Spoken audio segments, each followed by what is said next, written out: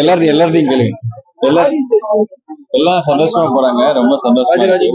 இவ்வளவு பேர் college students எல்லாம் வந்திருக்காங்க. நிறைய லேடிஸ் பிடிச்சிருக்கு, எல்லாரும் ரொம்ப சந்தோஷமா வராங்க. அதனால எனக்கும் ரொம்ப சந்தோஷம்.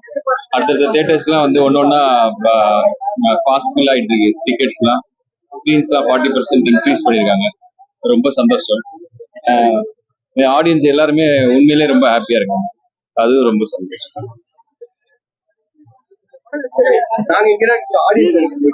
எங்கண்ணா புரியல. நான் இப்பதான் முதல் ஸ்டெப் எடுத்து வச்சிருக்கேன். எனக்கு இன்னும் கத்துக்க வேண்டிய நிறைய இருக்கு.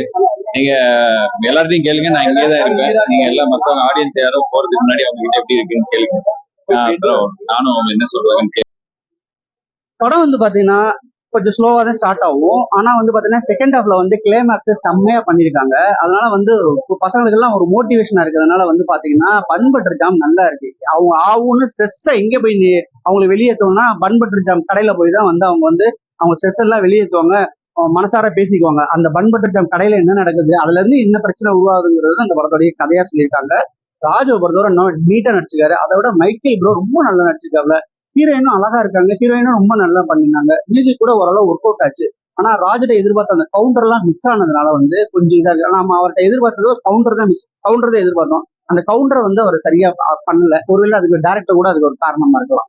அதுதான் அந்த கதையில அந்த கடை தான் அந்த முக்கியமான இதா இருக்கு. பிரேக்கப் ஆகுறது அந்த கடையில தான், லவ் ஸ்டார்ட் ஆகுது அந்த கதையில தான், கிளைமாக்ஸ் வந்து அந்த கடையில இருந்து தான் அந்த ஸ்டார்ட் ஆகுது. அதனாலதான் மண்பட்டு கடை பேர் மண்பட்டு.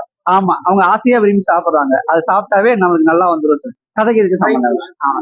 Best actor Raju, heroine Michael தான் பெஸ்ட். கிளைமாக்ஸ் செம்மையா இருக்கு. கிளைமாக்ஸ் யாருமே ப்ரிடிக்ட் பண்ண மாட்டோம். எத்தனை சினிமாக்காரன் வந்தாலும் சரி நம்ம சொல்ல மாட்டோம். அந்த அளவுக்கு ஒரு கிளைமாக்ஸ் வரும். ட்விஸ்டே கிளைமாக்ஸ் தான். ட்விஸ்ட் கிளைமாக்ஸ் கொஞ்சம் எதிர்பார்க்க மாட்டோம்.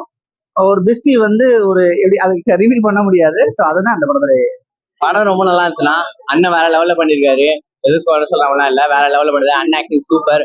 அப்புறம் வந்து ஹீரோயின் சைடு வந்தா 2 ஹீரோயினுமே நல்லா பண்ணிருந்தாங்க. ஃபர்ஸ்ட் ஹாஃப் வந்து ஜாலியா சிரிச்சு பார்க்கலாம். செகண்ட் ஹாஃப் தான் லைட்டா அண்ணன் லவ் ஃபீல் எல்லாம் ஆகும்போது கொஞ்சம் இது சைடா சோகமா இருக்கா வந்து. கடைசியில நல்லா முடிச்சாங்க படத்தை. நல்லா இருக்கு. கான்செப்ட் வந்து இப்போ ஒரு பொண்ணு லவ் பண்ணி அந்த பொண்ணு விட்டு போயிடுச்சுன்னா நம்ம மனதால வந்து படிச்சு முன்னேறணும். அதுக்கு நம்மளை தேடி வரோம். நம்ம கடைசியில வந்து ரொம்ப க்ளோஸா இருக்கிற பெஸ்டியே லவ் பண்ற மாதிரி படத்தை முடிச்சிருக்காங்க. 2 இடத்துலயும் நல்லா. இன்னொன்னு அண்ணனு கூட இருந்தாரு, அதனால ரொம்ப எக்ஸ்பர்ட்டா இருந்தோம். கடைசியில வந்து நல்லபடியா பாடுறது இருந்துச்சு. படம் நல்லா இருந்துச்சு, நல்லபடியா இருந்துச்சு, நல்லா இருந்துச்சு. படம் சூப்பரா இருந்துச்சு. படம் சூப்பரா இருக்கு. கொஞ்சம் வித்தியாசமா தான் இருக்கு. ஆனா படம் பக்கா. படம் பார்க்கறதுக்கு ரொம்ப ஹார்ட் டச் பண்ணுது. அதே மாதிரி காமெடி, சென்டிமெண்ட் எல்லாமே, அந்த பாண்டிங், அந்த ஃபேமிலி பாண்டிங் எல்லாமே கரெக்டா இருக்கு. இது போல படத்துல இனிமேல் நடிச்சா கண்டிப்பா செலக்ட் பண்ணி நடிச்சா கண்டிப்பா நல்ல ப்ராப்ளம் ஆகுதுவா. அது பன் பட்டர் ஜாம்ன்றது வந்து நடுவுல இருக்க அந்த பட்டர் ஜாம், மேல பன்னு, வேற எங்கேருந்து அது கடந்த காலம் இறந்த காலம் நிகழ்காலத்தை பத்தி பேசுறது. பட் வந்து இது லவ் ஸ்டோரி, சென்டிமெண்ட், அந்த ஆடியன்ஸ் ஃபேமிலி ஆடியன்ஸ் தாராளமா பார்க்கலாம். நல்லா இருக்கு, எல்லாருமே தாராளமா பார்க்கலாம். அதான் என்ன சொல்ல வராங்க, நிகழ்காலத்துல என்ன நடக்குதோ அதை மூவ் ஆன் பண்ணிட்டு போலாம்.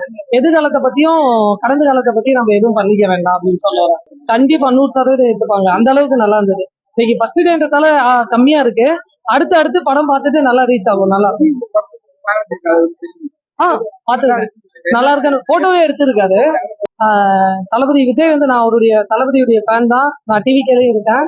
பட் ராஜா நான் கூப்பிட்டு போட்டோ எல்லாம் எடுத்து நல்லா இருக்கு பாராட்டி இருக்காரு. அதுவும் அந்த சரண்யாக்கும் இவங்களுக்கும் இருக்கக்கூடிய அந்த பாண்டிங்கை பத்தி.